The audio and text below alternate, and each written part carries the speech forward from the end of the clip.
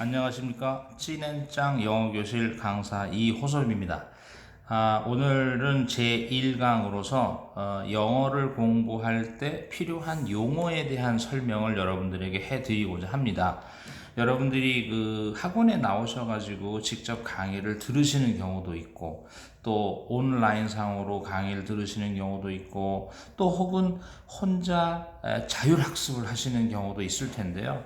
하여간 모든 그 강의에 대한 이해 혹은 책을 읽을 때 그 책의 내용에 대한 이해는 제일 먼저 선행되어야 될 것이 용어에 대한 이해가 있어야만 나름대로 받아들이기가 쉽지 않을까 해서 이 모든 강의는 용어에 대한 강의로부터 시작을 하고자 합니다.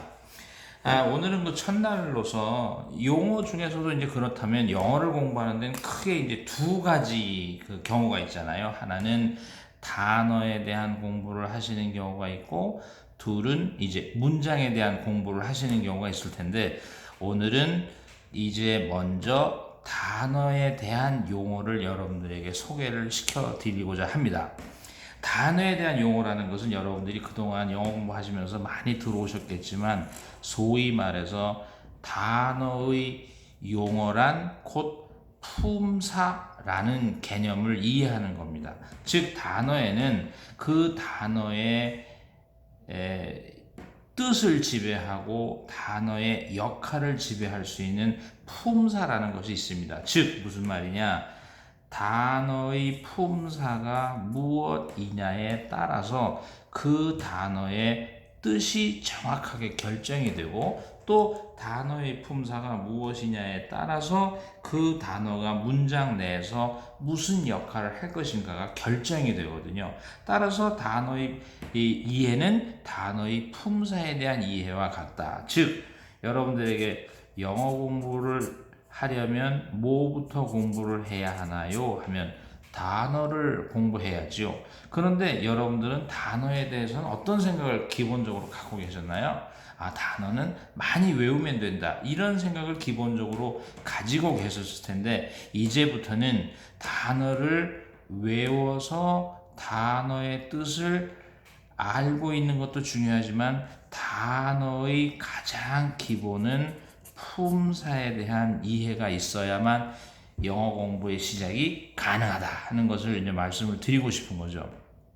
그렇다면 단어의 품사에는 몇 가지가 있을까 하면 8가지가 있고, 그 중에 한 가지, 즉 감탄사라는 한 가지를 빼면 우리가 앞으로 영어를 공부할 때 염두에 두면서 공부해야 될 품사는 7가지의 품사를 염두에 두고 해야 되지 않을까, 이렇게 생각이 됩니다.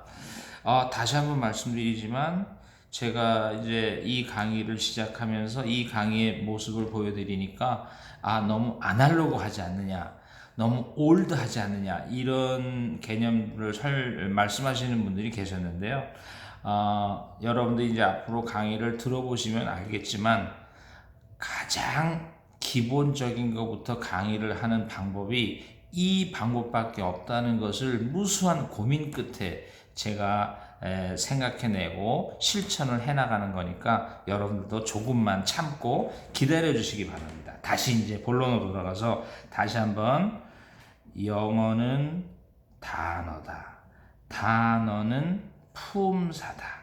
품사 중에는 7가지의 품사를 염두에 두고 있어야만 한다. 즉 단어의 품사에 대한 이해가 선행되어야만 저 밑바탕에서부터 가장 기본적인 개념으로 영어 공부를 할 수 있다. 그렇다면 그 7가지에는 일단 무엇이 있을까? 오늘은 자세한 설명보다는 개요를 설명해 드리려고 합니다. 첫 번째, 명사라는 것이 있다. 두 번째, 명사를 대신하는 대명사라는 것이 있다. 세 번째는 동사라는 것이 있고, 네 번째는 형용사라는 것이 있고, 다섯 번째는 부사라는 것이 있다. 그렇다면 우리가 품사 7개 중에서 우리가 일상적으로 가장 가까이 사용할 수 있는 게 이 5가지의 품사고요. 약간의 기능성이 있는 6번째 전치사라는 것이 있고 7번째 접속사라는 것이 있는 거죠. 그래서 다시 한번 말씀드리지만 이 단어의 품사에 대한 개념을 가지면 우리가 어떠한 시험 문제를 푸는 데에도 여러분들이 상당히 쉽게 풀 수 있지 않을까 이제 그렇게 생각이 되는 거죠. 그래서 만약에 이제 여러분들이 어떤 시험 문제를 푸는데 이런 시험 문제가 하나 나왔다고 칩시다. A에 sharp, B에 sharply, 그 다음에 C에 sharpness, 그 다음에 D에 sharpen. 이러한 답지로 구성되어 있는 토익 문제에 이런 문제가 하나 났다고 칩시다. 그렇다면 토익 문제 이런 문제가 났을 때 이것은 쉽게 얘기하면 단어를 선택하라는 문제잖아요. 그런데 문제는 이 단어를 선택할 때 의미로 선택할 것이냐 아니면 품사에 따르는 그 다음에 품사에 따르는 문장 다루기라는 문법적 개념으로 접근을 할 것이냐 하는 이런 문제가 대두가 되는 거죠. 그래서 우리가 다시 한번 얘기하면 이것은 분명히 쉽게 얘기하면 단어의 선택에 관한 이야기다.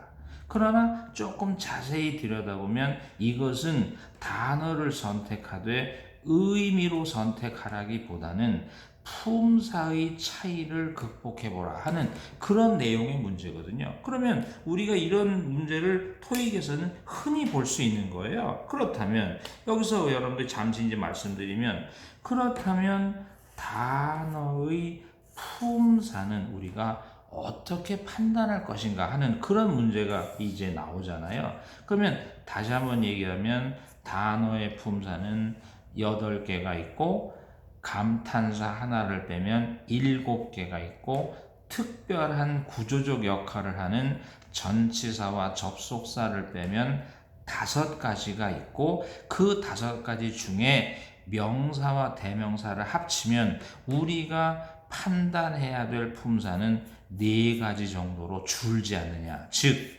하나는 명사와 대명사를 합쳐 놓은 거고 둘은 동사인 거고 셋은 형용사인 거고 넷은 부사인. 이렇게 실질적으로 우리가 다시 한번 말씀드리면 품사에는 8개가 있다. 감탄사 하나를 빼면 7개가 있다. 그 다음에 우리가 특별한 거 2개 접속사와 전치사를 빼면 5개가 있다. 5개 중에서 명사와 대명사를 하나로 치면 우리가 실제로 이런 토익의 단어 선택에 관한 문제 중에서 우리가 실제로 자유자재로 구사해야 될 품사는 약 4가지 정도로 줄어들지 않느냐. 이런 식이니까 영어 그렇게 어렵지 않습니다. 품사라는 게. 그렇다면 이런 품사의 판단은 그럼 우리가 어떻게 할 것이냐 라고 말하면 품사는 첫째 그 형태를 힌트 삼을 수 있지 않느냐 하는 겁니다. 즉 무슨 말이냐? 나중에 이제 여러분들이 좀 더 구체적으로 가면 다르겠지만 sharp라는 단어의 의미를 정확하게 알아서 날카로운 하고 니은 받침이 들어간다는 그러한 정확한 뜻을 안다면 이게 형용사라는 것은 알 수 있죠. 그러나 만약에 정확한 의미를 모르고 있었다면 그렇다면 우리가 형태를 한번 이용해 보자. 즉 무슨 말이냐? NESS가 들어가면 명사다. LY가 붙어 있으면 대체로 부사다. 대체로라고 했습니다.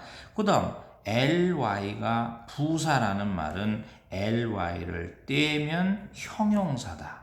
다음 형용사에다가 전미어 EN을 붙이면 동사다. 이렇게 해서 우리가 만약에 토익 시험 문제를 봤을 때 지금과 같은 유형의 문제가 나오면 어렵게 말하면 단어의 선택이지만 조금 더 구체적으로 쉽게 말하면 단어들의 품사의 차이를 극복해보라 하는 문제로 우리가 귀착을 시킬 수 있는 거죠.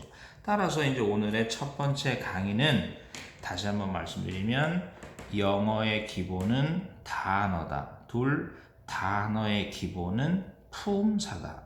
영어를 정확하게 기본적인 것부터 하려면 단어의 품사에 대한 이해가 없이는 절대 할 수 없다는 것을 명심하시고 우리가 다음 시간에 계속해서 단어의 품사에 대한 이야기를 해보고자 합니다. 오늘은 여기까지 하겠습니다.